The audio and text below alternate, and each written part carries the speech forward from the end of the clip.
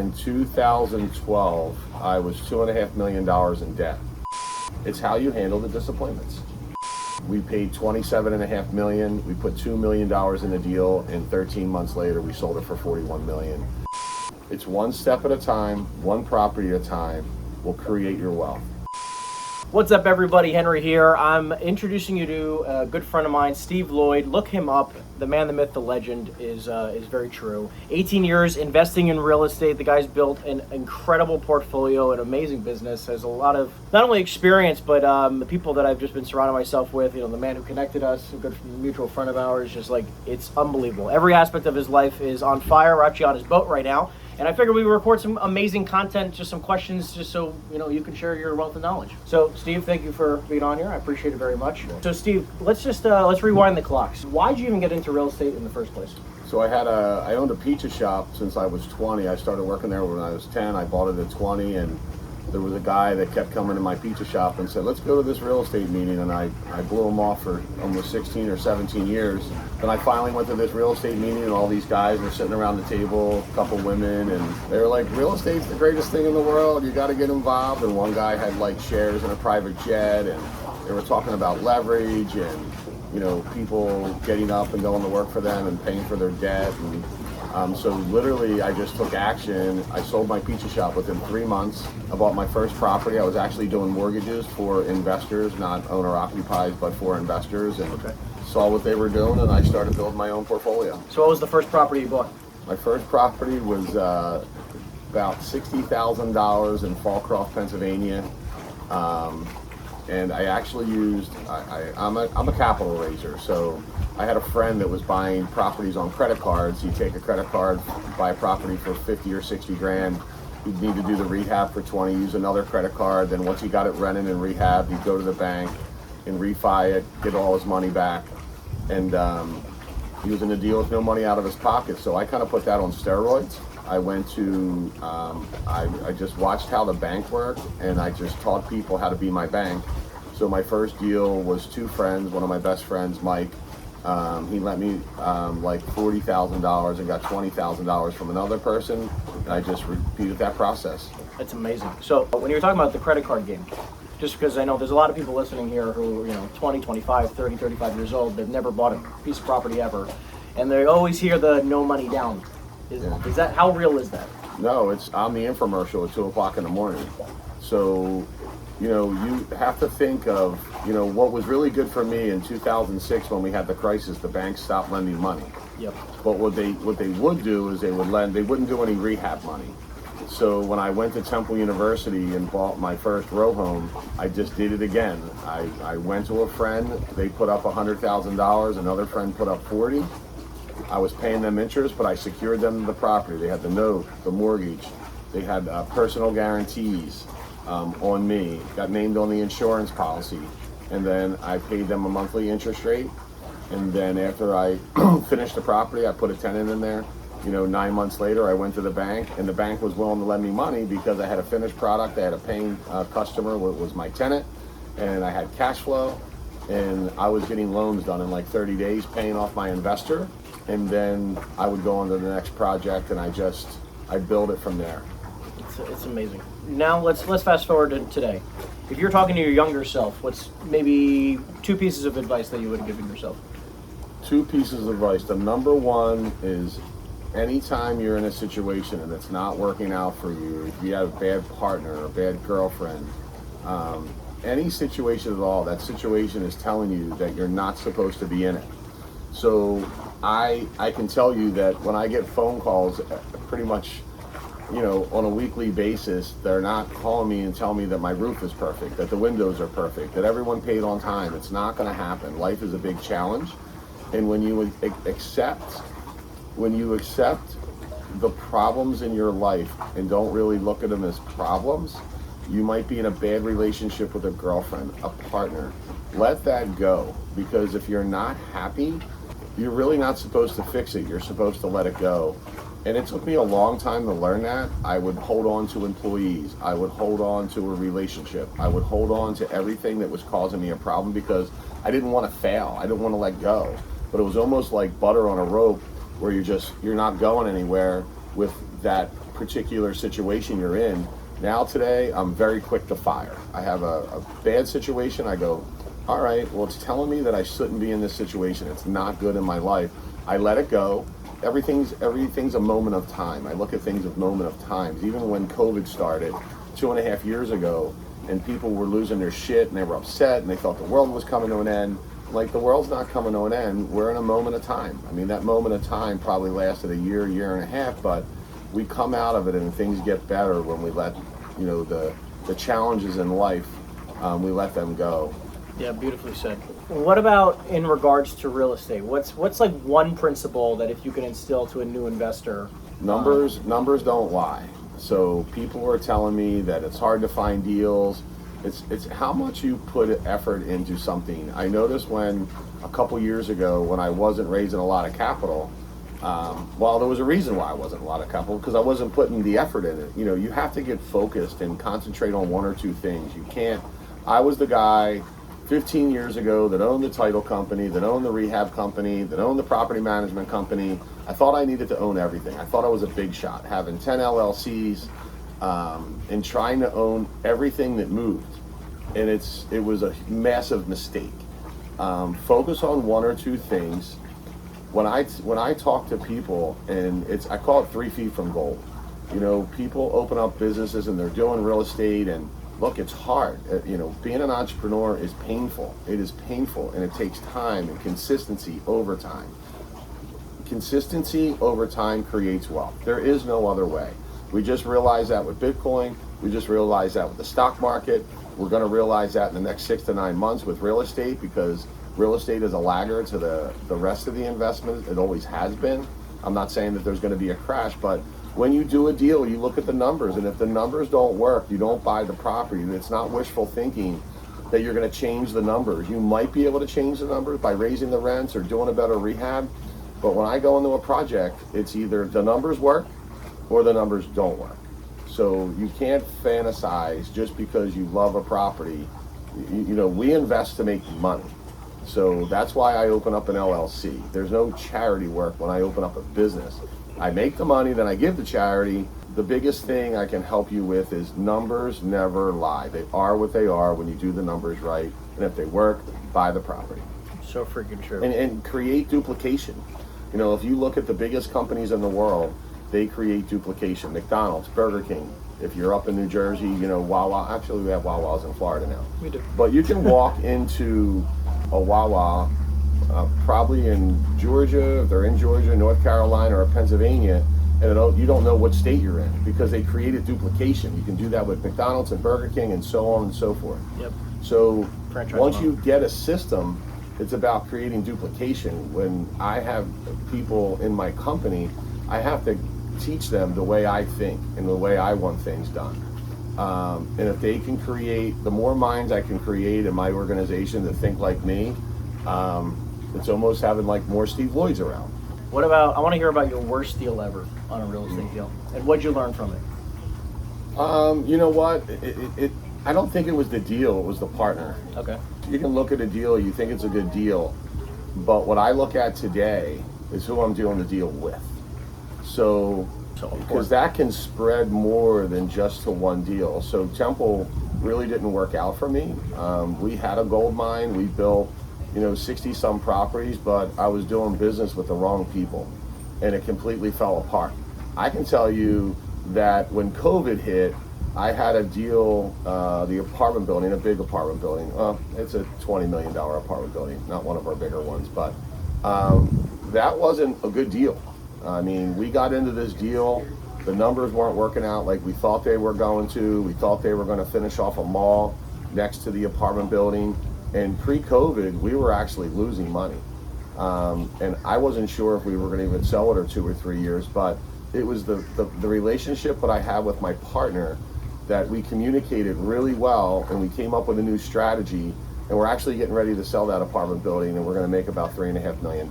So I look at the deal, but I look at who I'm doing the deal with. That's the most important thing to me, because it's always nice and happy when you go in the shit, but when the shit really starts pouring down, who's going to be in the trenches with you? Who's going to pull up the shoelaces and really tie them really tight and go, look, we're going to get through this. Even if we lose money on a deal, we'll learn a lesson and we'll move on to the next one. But I've had partners where just rolled on me and I got stuck with all this shit. And you know what? That's okay, because those partners are gone. It's the lesson that I talked about in the beginning. So much knowledge. I'm loving this. I'm taking notes up here. So what about your best deal ever? My best deal ever. So in 2000, oh, you're gonna make me get emotional. In 2012, I was $2.5 million in debt. I had very bad situations with some people that I was involved with. They just weren't great people. And I struggled for 3 or 4 years. I had someone that come in to help me, 2 people stuck by my side. And 3, 4 years later, we were paying our investors, we were doing what we were supposed to do, but I wasn't making any money. It was horrible. And I had a guy call me about an apartment building in Georgia. And this is what I talk to people: never ever give up, ever. It's never ever give up, ever. Because I can tell you, in 2012, I had a house in Wildwood and I didn't leave my house the whole summer. I didn't hang out with my friends. I was so depressed I could barely get out of bed. But as those 3 or 4 years, when I got my body moving and I got back involved and I started attacking, and I just decided I'm not going to quit. I'll get through this. I'm not going to claim bankruptcy and default. 3, 4 years after that, I was making $200-300 grand, but I had a guy call me. There was an apartment building in Georgia. It was a 589 unit, and I raised half the capital for that deal, which was a $10 million raise. We paid $27.5 million. We put $2 million in the deal, and 13 months later, we sold it for $41 million. And that deal cleared up all my crap from the previous 4 years, and that changed my life forever. And I went on to buy mobile home parks and more apartment buildings. And today it's kind of, my first deal was $60,000, and I think we probably own somewhere in the range of $300 to $350 million worth of real estate today. It's amazing. But they're all lessons. It's all a process. Henry and I were up late last night talking about, you can't just go from a $300,000 deal to a $10 million deal. I gave the analogy of babies don't miss the crawling stage, or they're gonna have side effects somewhere. When some goofy guy walks up to me, I go, "What did you miss the crawling stage?" So my point is, you need to do that $60,000 deal, the $100,000 deal, the $300,000 deal, then the $1 million deal. You have to create a system in every part of that process, of the learning process. My first deal wasn't 27 million, but the $60,000 deal led to the $1 million deal, led to the $5 million deal, led to the $27 million deal.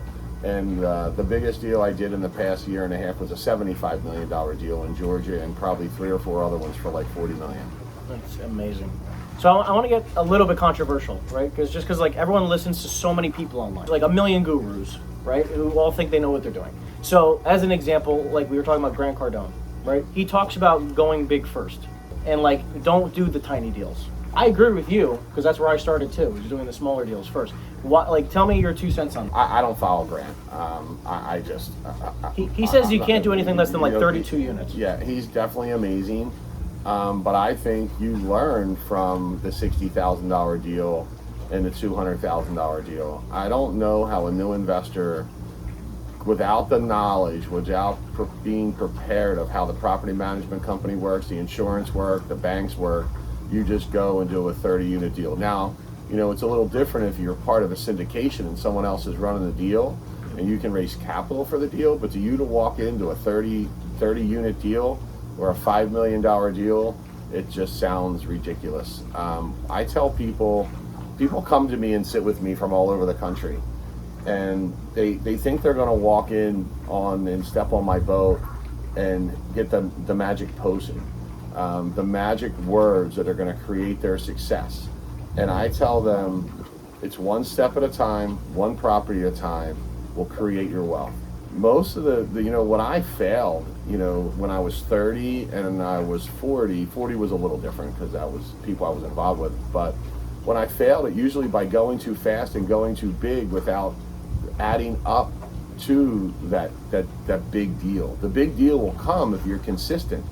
And I tell people, we were talking about 401ks, and IRAs. I think they're one of the most powerful things you can do. I started in my 20s, and it started out with $100 a month. now it's turned into a lot more than that. I put a lot of money in there on a monthly basis and a yearly basis, but I started with $100. And especially when you're new, you're listening to these gurus, a lot of you don't get started because it's too intimidating. A 30-unit deal, well, I mean, that's got to be intimidating because there's a lot of people involved and you can't fail, you can't let people down. So I think if you go through the process of a $100,000 deal or a $150,000 deal and learn that process and get 10 or 15 under your belt, it turns into something amazing. And I don't know anyone that really does it any well. I mean, Grant's, obviously created massive success. I just don't follow him. I don't know everything he says. Yeah. Risk is everything. Minimizing your risk. Get on Bigger Pockets. Listen to Henry. Get on his YouTube. Follow me a little bit. I don't bullshit you. Find the right people that make sense to you. I post my disappointments. I tell people how I felt. I tell people how things went wrong. But I'll also tell you how I can turn it around. There's still going to be disappointments. I'm 54 years old. There's still going to be disappointments over the next 20 years. It's how you handle the disappointments. So much knowledge here, man. People are just getting started. They want to buy their first deal. Do you recommend that people use FHA, or do you feel like people should get into hard money? I think, you got to make sure your credit's good. I think we'll answer the FHA, of course. I mean, if you can go get a property with 2 or 3% down, I can tell you that you should probably go do a duplex or a quadruplex or a triplex and go live in it. Suck it up. This is the process where humble yourself, go live in a duplex. You don't need that starter home because you go get the freaking starter home, you're gonna be buying a new home in 5 years. So if you go use an FHA loan, you got, put down 3% or 2%, what is it? 3.5% now. Yep. So if you buy a $300,000 duplex, you're going to need like $15,000, and maybe I don't know anymore. Can you get a seller credit? Yeah, exactly. Yep. You can get a $300,000 property for $10,000. Where could you That's do what that? I think exactly you should do. I can tell you, my partner Carrie Fakes, we're teaching and mentoring her kids, and Steven makes a fair amount of money with us. He's 25 years old. 2 years ago, he bought a property for $200,000. He rehabbed it. It's worth about $300,000 and $375,000. He lives near a college campus. He works for us. He's got 2 kids that are paying him $1,000. One's paying $1,200 and one's paying $1,000. It's 3 bedrooms. He's sharing, but man, he's not taking a dime out of his pocket to pay for the asset. Those 2 people are getting up for work every day and going to pay for his debt. He's humbling himself by being careful with his money, but it's working. And Carrie's daughter just did the same thing. She just bought a duplex. She's got someone living on one side and she's living in the other side, and they're paying for the bulk of the mortgage. It's just pretty cool. Discipline in your 20s. Yeah, my first deal was a 4-family property. It was $750,000. My mortgage payment was $5,000, but the 3 tenants, even though it was super under rented, was paying $4,000 a month. So I lived for $1,000 a month. Changed my life. I just sold it recently, made a bunch of money to turn into 1031 and into something. And now, just getting started, I think, is a huge key of that, which is like you said, you can buy a $300,000 deal. Where else on planet Earth you can get started in real estate for $10,000? It's just like people think you need hundreds of thousands of dollars to get started for $10,000, and then the FHA is the secret. Henry, when I talk to people about, savings, I'm not a big stock market guy, but it's kind of where people have to start when they don't have a lot of money. I'm like, just get this account open. I like Vanguard. Go pick another mutual funds. Go see what the fees. I tell them to put $200 in to get the account open. Put whatever you can afford that'll let you sleep at night. If it's $100 a month to put in a Vanguard account that follows the S&P 500, dollar cost average in that. I've been doing that. I'm a big real estate guy, but I've been doing that for 20, 25 years now. But I started with $100, and then I increased it to $200. Then I went to $500, and I put a couple $1,000s in there a month now. As I gradually made more money, I put more money in that account. And then when I grew that Vanguard account, and especially in my IRA, I moved it over to a self-directed IRA, and then I started lending money and buying real estate with my IRA. To just get started, that's the most important. It doesn't have to be a lot of money. Freaking love this, man. That's words of wisdom. Let's just say that you were going to die tomorrow.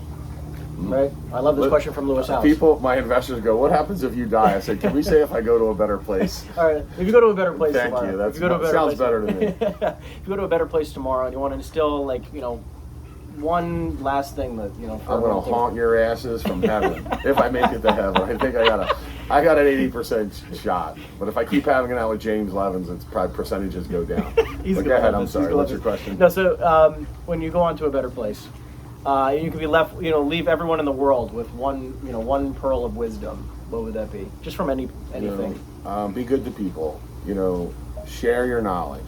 Leaders create leaders. Never give up. Put yourself around the right people. Read a lot of books. You can't get anywhere if you don't put the time in. If you think someone else is going to pay for your shit, you better like wake up. You have to put the work in. And I don't think there's anybody that doesn't put the work in over time that doesn't create success. There's going to be, I call them speed bumps along the way. But the more speed bumps you take, you know, over time, you're going to fly over those speed bumps because you're going to realize that there's going to be plenty of disappointments. But I always tell everybody, never, ever give up, ever. You can't get anywhere by quitting.